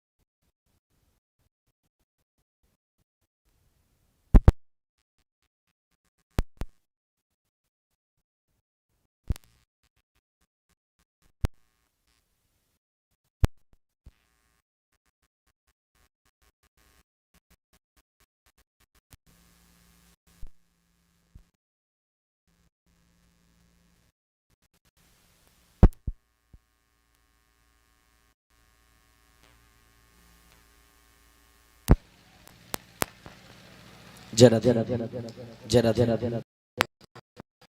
श्री बिहारी सरकार की जय जय जय श्री हरे श्याम। तो ये जो गजेंद्र हाथी है ये पूर्व जन्म में कौन है और ये हाथी क्यों बना है, इसका क्या कारण है? सुखदेव महाराज श्रवण कराते हैं परीक्षित, ये जो हाथी है ये पूर्व जन्म में पांडेय देश का राजा है। इसका नाम था इंद्रधुमन। इसके यहाँ पर एक बार अगस्त ऋषि आए तो इस इंद्रधुमन ने अगस्त ऋषि का सम्मान नहीं किया, तो अगस्त ऋषि ने इस इंद्रधुमन राजा को हाथी बनने का श्राप दे दिया।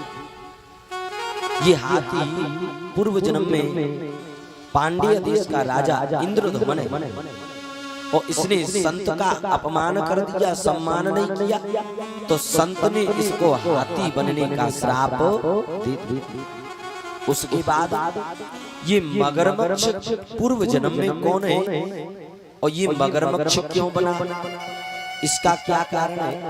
तो सुखदेव कहते हैं मुक्तो देवल सापेन हुहु गंधर्व सत्तमः प्रणम्य शिरसाधीश उत्तमः श्लोकमव्ययम्। मुक्तो देवल शापेन, ये जो मगरमच्छ है पूर्व जन्म में हुहु नाम का गंधर्व था और एक नदी में देवल ऋषि नाम के संत स्नान कर रहे थे, तो इस हुहु गंधर्व नाम के व्यक्ति ने देवल ऋषि के पैर को पकड़ लिया नदी के बीच में, तो देवल ऋषि ने श्राप दे दिया, हुहु गंधर्व मगरमच्छ बनने का इतना ही शौक है तो जाओ हम तुमको श्राप देते हैं कि अगले जन्म में तुम मगरमच्छ बन जाओ। तो ये वही हुहु गंधर्व यहाँ पर मगरमच्छ बन करके आया। अब ऐसे समझाने का प्रयास करते हैं सुखदेव जी। परीक्षित, ये गजेंद्र और ये मगरमच्छ कोई और नहीं, पृथ्वी पर जितने भी जीव जंतु हैं, मनुष्य हैं, ये सब गजेंद्र हैं, ये सब हाथी हैं। और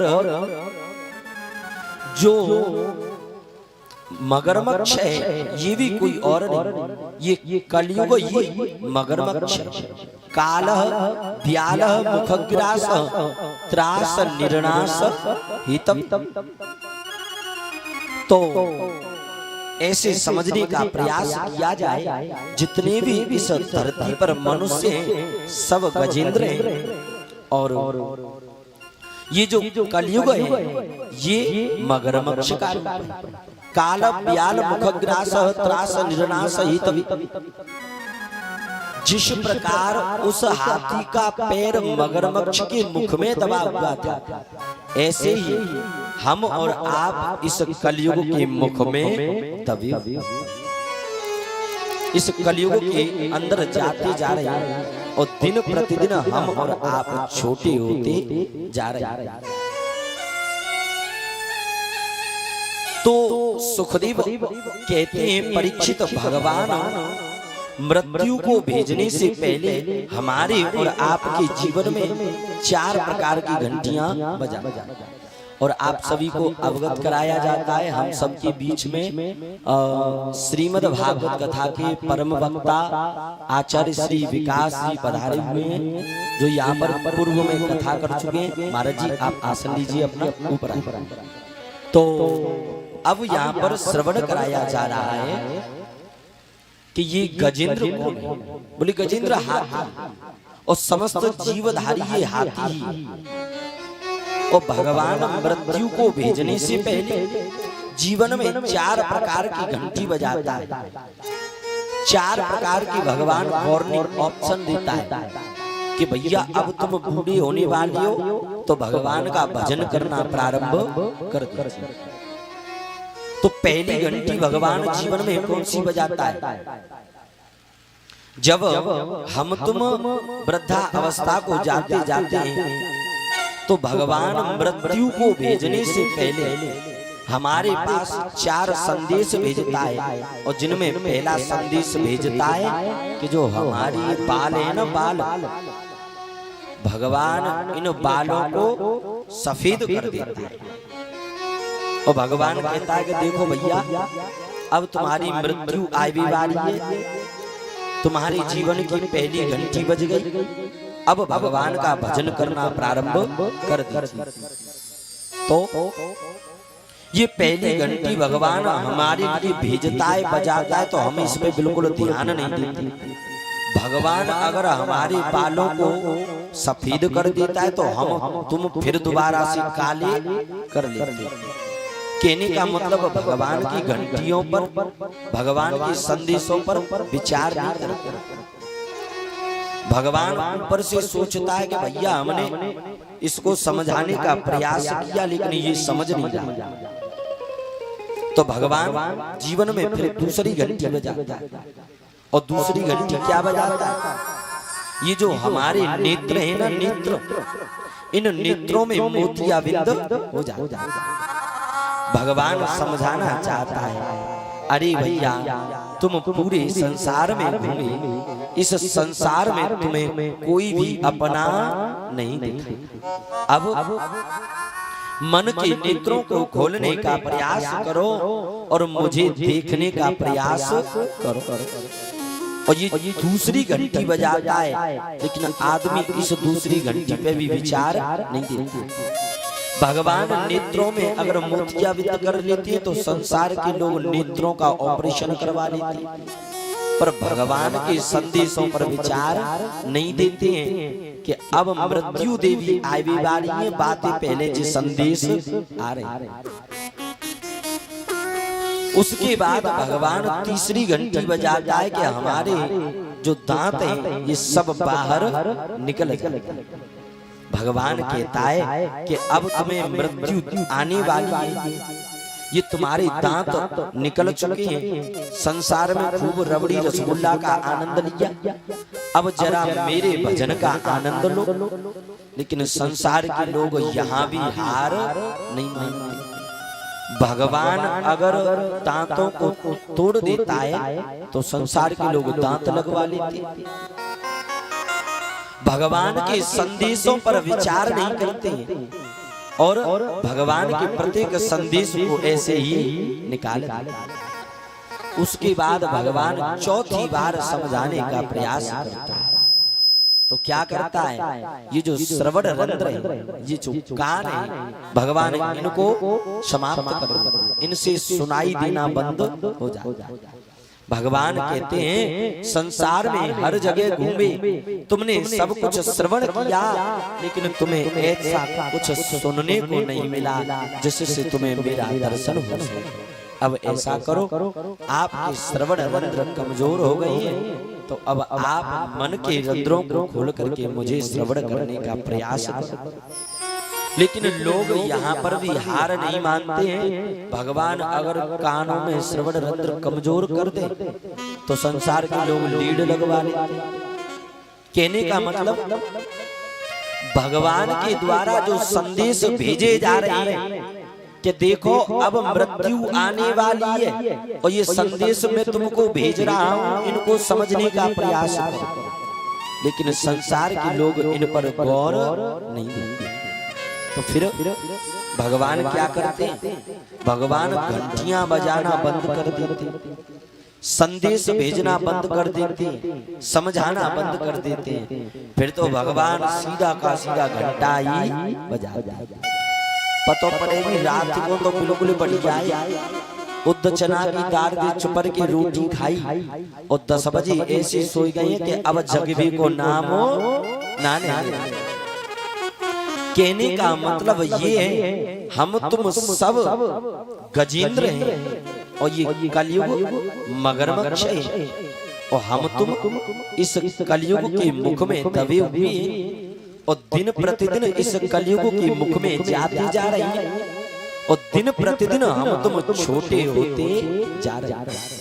अगर 100 वर्ष की आयु है तो हम 20 वर्ष के हो गए तो 20 वर्ष हमारी कम हो गई, 20 वर्ष हमारी बढ़ी नहीं।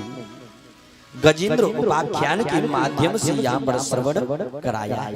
सुखदेव जी ने परीक्षित को श्री खिलन बिहारी सरकार की जय हो, राधा रानी की जय हो, जय जय श्री राधे श्याम।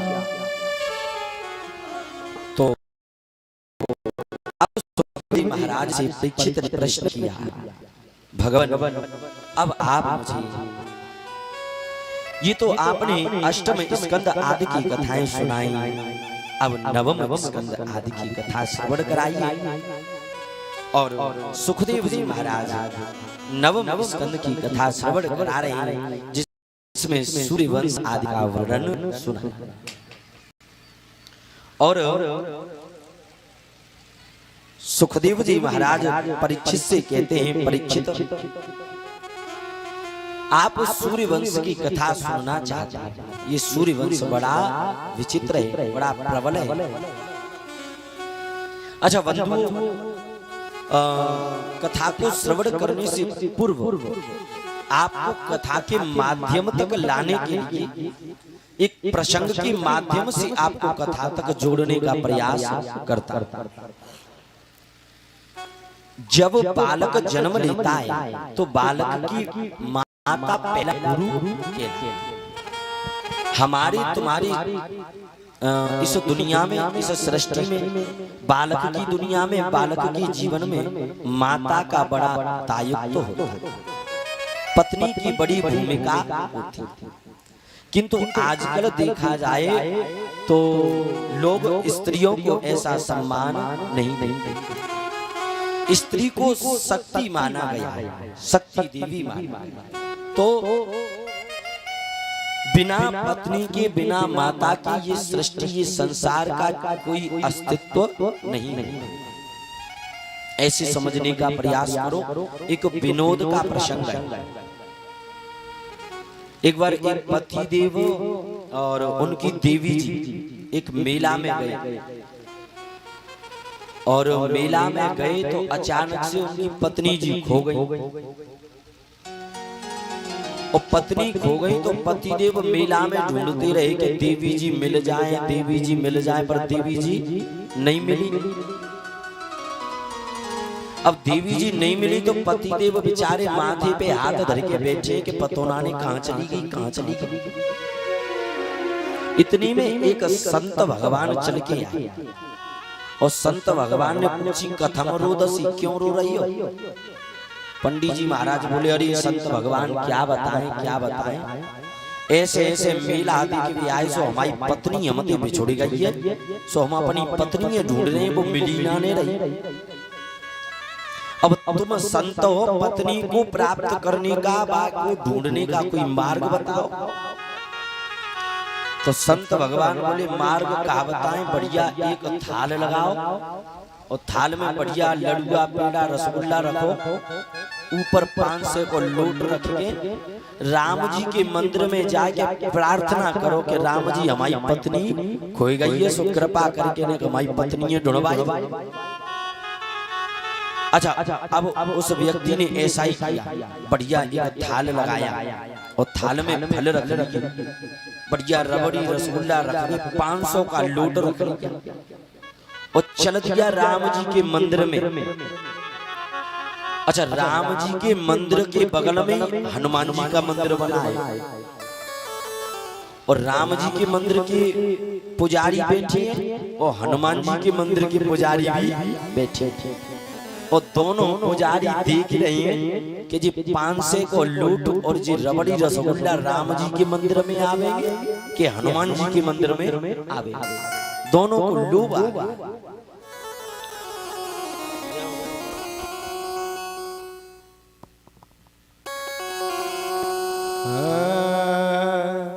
राधे राधे रटा करो, कृष्ण नाम रस पिया करो।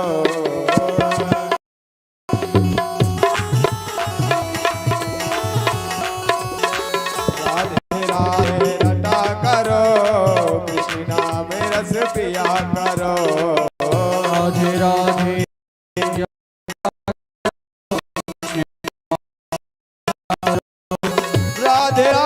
रटा करो, राधे राधे रटा करो, अरे कृष्ण नाम रस पिया करो।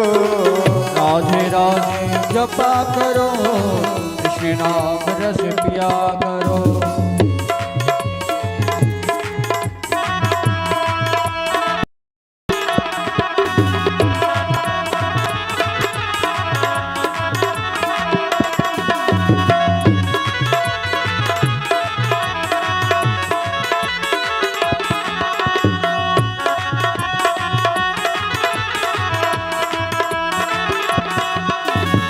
राधा देगी तुमको शक्ति, मिलेगी हमको कृष्ण की भक्ति, मिलेगी हमको कृष्ण की भक्ति, मिलेगी तुमको कृष्ण की भक्ति, मिलेगी तुमको कृष्ण की भक्ति।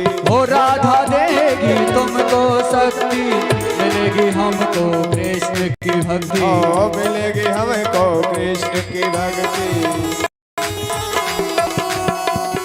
राधा चरण डुलाया करो, हरि बोल। राधे जपा करो, ओए राधे राधे रटा करो, कृष्ण नाम रस पिया करो। राधे जपा करो, कृष्ण नाम रस पिया करो। श्री खिलन बिहारी सरकार की जय हो, जाहर वीर बाबा जय जय। तो अब वो व्यक्ति जब थाल को लेकर के जाने लगा तो हनुमान जी के मंदिर के जो पुजारी है वो विचार कर रहे हैं कि 500 को लूट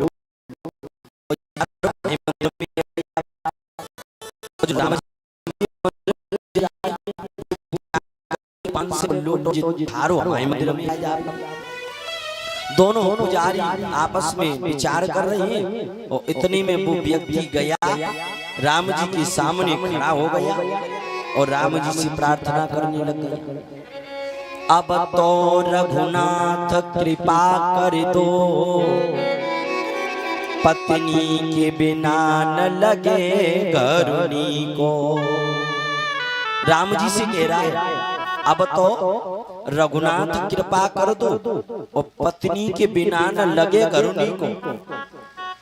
अच्छा, बगल में हनुमान जी के मंदिर को पुजारी ठाड़ो पाने की कहाँ जा रहा हूँ? बोले भैया ऐसे ऐसे हमारी पत्नी खो गई है, सो राम जी से कही भी जाए रहे कि तुम ढूंढवाई दी।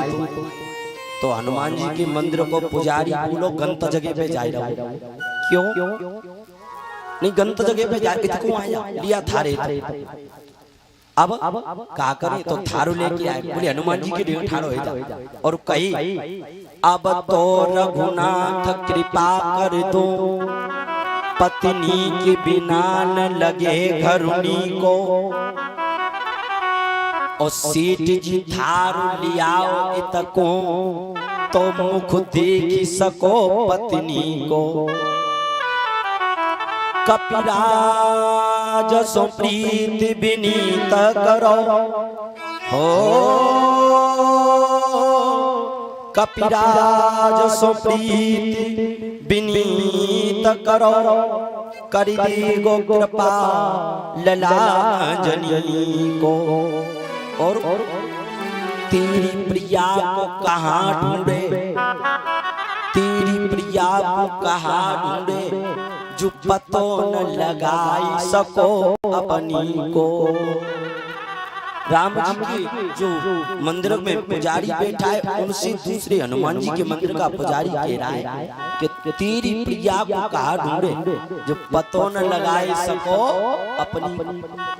न्यों कही जिनकी जब खुद हो गई हती तब जिन्ने ढूंढी सो जाती आ रहे तको ले। कहने का मतलब ये है बंधुओं, लोभ कब घेर लेवे किसी को नहीं पता। अब आइए अब राम कथा का आनंद पान करते हैं। परीक्षित ने प्रश्न किया, सुखदेव जी महाराज मुझे सूर्य वंश जानना है। सुखदेव मुस्कुरा गए। परीक्षित लगातार 100 वर्षों तक सूर्य वंश का वर्णन कर तब भी ये सूर्य वंश पूरा नहीं हो सकता। इसलिए विस्तार से तो नहीं, संक्षेप में श्रवण। और राम कृष्ण दो एक हैं, अंतर नहीं निमेष। राम कृष्ण दो एक हैं, अंतर नहीं निमेष। इनके नयन गंभीर हैं, उनकी चपल विशेष। भैया उनके चपल से। राम कृष्ण दो एक हैं, अंतर नहीं निमेष। इनके नयन गंभीर हैं, सो उनके चपल विशेष। राम में और कृष्ण में कोई अंतर नहीं, इनके नयन गंभीर है। मर्यादा पुरुषोत्तम श्री राम के नेत्र बड़े गंभीर है, और राम भगवान कृष्ण के इनके चपल विशेष। राम जी तो मर्यादा पुरुषोत्तम है, और भगवान कृष्ण लीला पुरुषोत्तम। और तुलसीदास बाबा रामायण प्रारंभ करने से पहले क्या कह रहे हैं? करण चयहु रघुपति गुण गाहा, और लघुमति मोह लघुमति थोरी, चरित अवगाह। तुलसीदास बाबा कह रहे हैं कि मैं राम कथा लिखना चाहता हूँ, लेकिन लघुमति थोरी चरित अवगाह। मेरी मति थोड़ी है, और भगवान राम की लीलाएं अनंत हैं, अपार हैं। उसके बाद सूर्य वंश का वर्णन करते हैं परीक्षित। सूर्य वंश में बड़े बड़े प्रतापी राजा हुए हैं, जिनकी कथा अगर कहने लग जाऊं तो 100 वर्ष निकल जाए। सबसे पहले भगवान नारायण हुए। नारायण के पुत्र ब्रह्मा हुए, ब्रह्मा के पुत्र मरीचि हुए, मरीचि के सूर्यदेव, सूर्यदेव के मनु महाराज, मनु महाराज के इक्ष्वाकु, इक्ष्वाकु के विकुक्षी, विकुक्षी के हरिश्चंद्र। और हरिश्चंद्र महाराज, इनका जीवन बड़ा पवित्र है। धर्मन दूसर सत्य समाना, धर्मन दूसर सत्य समाना। आगम निगम पुराण वखाना, सिया राम जय जय राम, राम सिया राम जय जय राम। हरिश्चंद्र महाराज अब जीवन में सदैव सत्य बोलते थे।